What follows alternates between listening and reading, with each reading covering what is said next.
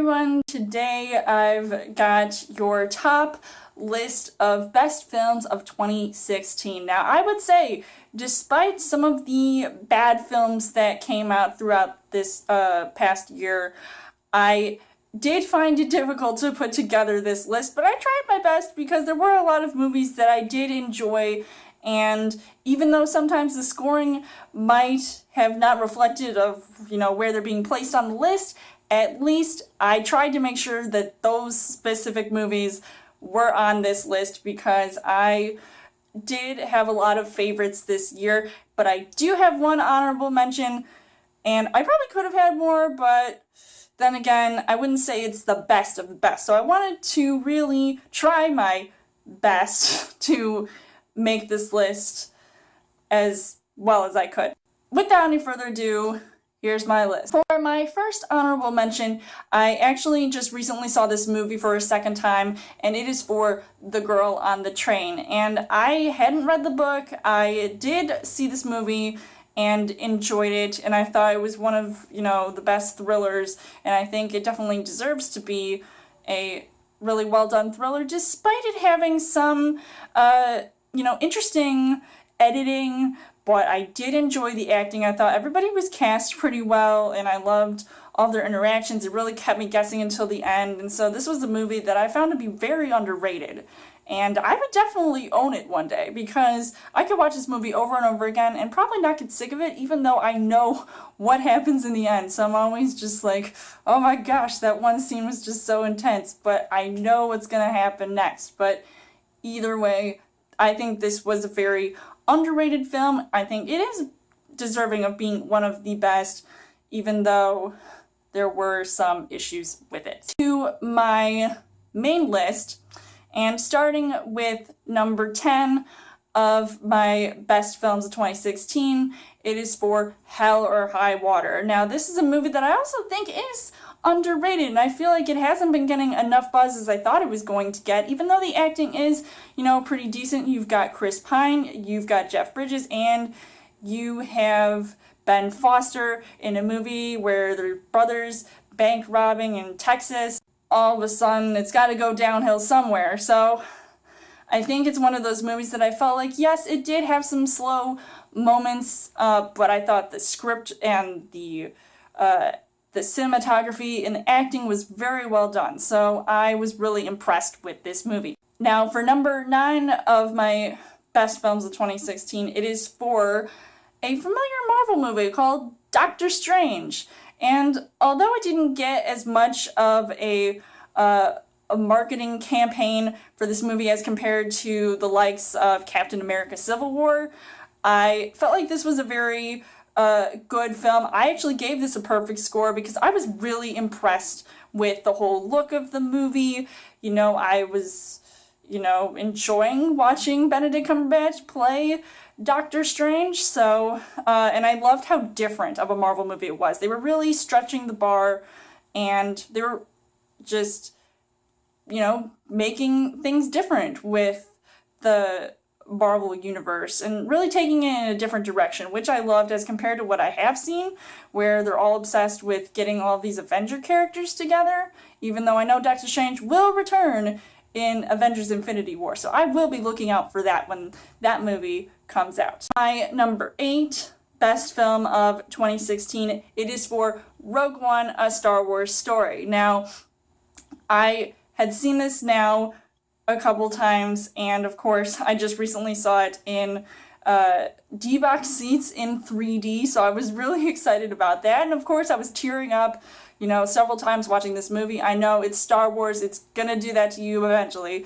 And also seeing, the ending to this movie really hit me because I knew that this was going to connect this movie to Star Wars A New Hope. So I just really love this movie, and I know there's gonna be a lot of comparisons between this and Star Wars The Force Awakens, but I don't know, I just love Star Wars in general now, so, any one of these movies is going to be a good movie no matter what. My number 7 best film of 2016, it is for Kubo and the Two Strings. Now this is a movie that I know has gotten a lot of praise, and for good reason. It is, I think, one of the best animated films of this year as compared to seeing things coming out from Disney or Pixar or DreamWorks Animation. This one is just so different. The story, I almost compared it to, these characters or these items to the Holy Trinity, and I'll get into that when I actually get a chance to review this movie for you guys. But I think it was just so beautiful, and because it was stop motion animation, I thought it was even more impressive, so I really loved it for that reason as well. For my number 6 best film of 2016, it is for 10 Cloverfield Lane. Now, this is a sequel to Cloverfield, which came out a few years ago, and this is a movie that actually didn't get a lot of buzz for because it was secret, and I actually liked that. I went into this basically blind, seeing this movie, and I think that's why I enjoyed it even more. I didn't have to watch as many trailers, and just one trailer and one Super Bowl TV spot. And, it was unexpected I had no idea what was going to happen in this movie, and the acting by John Goodman was also really impressive as well, so I really loved this movie for that. My number 5 best film of 2016, it is for Arrival, which is a really impressive alien invasion film where these aliens come down, and then you've got Amy Adams coming in to be this translator to figure out what the heck are all these symbols that the aliens keep spewing out like squid ink, and I just thought it was a really clever film. The cinematography was well done. I loved the score, and I really hope that gets more buzz come award season. I just found it to be a really different film, and I'm a huge fan of alien movies in general and sci-fi films, and I really found this to be quite a more intelligent science fiction-esque film. And for my number 4 best films of 2016, it is for Sully. Now, I watched that again last night, and I was as impressed with it when I first got a screening for it, and I just love Tom Hanks in this movie. I thought Clint Eastwood did a great job at directing, and of course this is based off of a true story about this one pilot, Captain Sullenberger, who flew the plane that was carrying a whole bunch of passengers into the Hudson River, and everybody survived. So I thought that was just so incredible, and even seeing it unfold on screen, I just thought my heart was going to stop watching this film. So I was just absolutely in love with this film, and I just loved how everything went on in this film, and especially with the script. So I was really impressed with that. And for my number 3 best films of 2016, it is for Hacksaw Ridge. Now, this is another movie that is based off of true events, or at least based off of a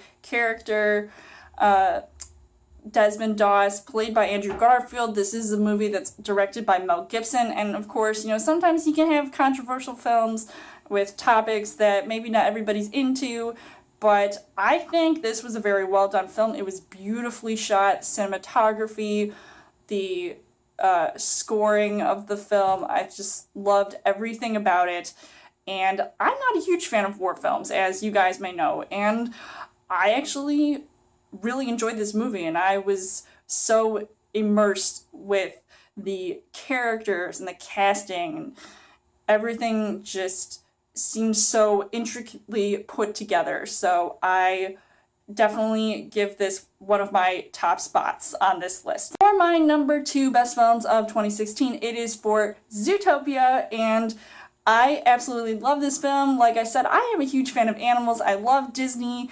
animation, and this movie just really stepped it up since Inside Out. And I loved how all of the animals were anthropomorphic, and they all have jobs, and they all have their different, personalities, and the music and the animation, everything was just so colorful and vibrant and funny, and just everything that I could expect in a Disney animated film.